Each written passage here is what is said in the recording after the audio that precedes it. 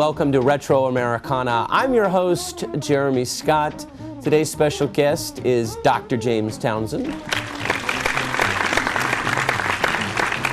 He decided to not skip out this week and, go do Larry King Live again, or Jimmy Kimmel, or Dave Letterman, or whatever. But that's coming up a little bit later in the show, folks. Up first, we have a Jetsons promo from 1962. Now, the Jetsons was an animated primetime show that came on Sundays on ABC. And it was produced by Hanna-Barbera, which also did, the Flintstones, and also did Johnny Quest, which was on last week. They did a whole bunch of cartoons, and they had the market cornered for a while, as far as TV shows and being cartoons and whatnot, especially on prime time. Now, the show ran from 1962 to 1963, so there wasn't that many episodes produced, although it was revived very briefly in the 1980s, and I remember seeing some of those. Now, the Jetsons was kind of the space-age counterpart to the Flintstones, and I think it's another perfect example of, back in the 60s and the 50s and whatnot, America's unrealistic views of what the 21st century would be like. Obviously it's not that way, although we're only about a decade in. I really don't foresee anything close to kind of what they have going on in the Jetsons being reality on planet Earth during this century. So check this out from 1962, a Jetsons promo. Hi, I'm George Jetson, and I live in the 21st century. That's Elroy. You have to watch him or he'll track up the ceiling. Here I'm dropping Judy off at school. Blondes away! Oh, that's Janie, my wife. Rosie! Coming, sir. Here I am, sir. Yes, sir. The old girl's still eager, isn't she? But of course very H-O-M-E-L-Y. There I go again. The toast of the 21st century. Oh, how I hate to pop up in the morning. Join us for a half-hour of futurific fun with the Jetsons, away out amongst the galaxies. Planet, won't you? Oh, boy. On ABC TV...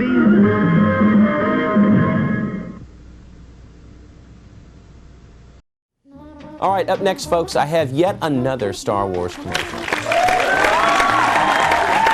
Man, I'm loving that I'm able to put these on here because I remember them as a kid, so it's so cool. This one revolves around Return of the Jedi, and it's collector's glasses that you could get at Burger King. So this is from 1983. Dude, I'm telling you, Burger King hit a monster home run by scoring the licensing rights to Star Wars. I mean, man, that was big time business. Also, here's some just personal trivia for me, Chase Scott trivia. I saw Return of the Jedi in 1983, opening weekend, which was Memorial Day weekend, in Muskogee at Carmike Cinemas, and I was just so blown away. I was like, wow. I mean, I just got done with my kindergarten year, and it was, the final Star Wars, or what I thought was going to be the final Star Wars. I think everybody thought that was going to be the deal. So, I don't know. It's cool to see these. And I think we might have had maybe one or two of these Star Wars glasses. I can't remember. I'm kind of thinking we did, but can't prove it because they're not around. Nobody in the family has them. Okay, so check this out from 1983, a Star Wars collector's glass Burger King commercial. Yeah. Oh, yeah. Return of the Jedi glasses. 4 new glasses from the Star Wars saga. Thrilled with the adventures of Luke Skywalker, the Ewoks, Han Solo, and Jabba the Hutt. Buy a medium or large Coke, and a different glass is yours each week for a special price. Collect all 4. Return of the Jedi glasses, now appearing only at... Was that a Burger King in space? Is that what that was supposed to be at the end of that commercial? If so, man, I so want to eat there. I gotta eat there. I wonder if they're still in business, though, if it was a Burger King in space. And I wonder if it was even in this galaxy. Who knows? All right, up next, folks, we have a Folgers commercial from the 1960s. Now, let me tell you something, kids. I've seen a lot of old school commercials from the 50s and 60s, you know, that time period. And sometimes the characters on those are just so freaking stupid. You have to just laugh at it, you know, because it's like at the end of some of those commercials, they're like, they figured out why they were wrong and why they need to use this project. I figured it out because, or with the help of, I mean, you know, I kind of think they might as well just say, I'm so stupid. I'm so dumb. I'm an idiot. But I remember Folgers commercials from the 80s and the early 90s, and it always, the jingle was, Folgers in your cup.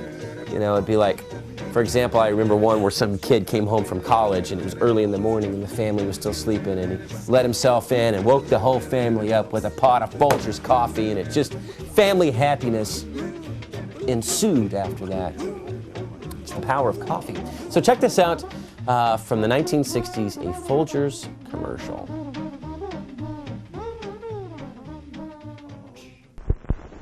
Mrs. Olson. Mary, come in. My goodness.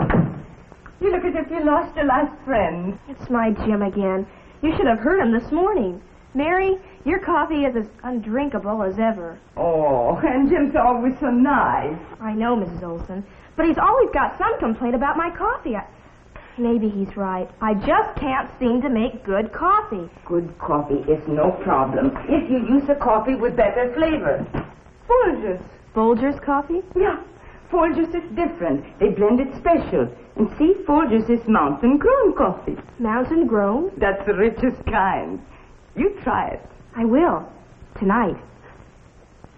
Honey, this coffee is the greatest. You've been taking coffee-making lessons. The lesson I learned is Folgers. Try Folgers, the mountain-grown coffee. Mountain-grown for better flavor.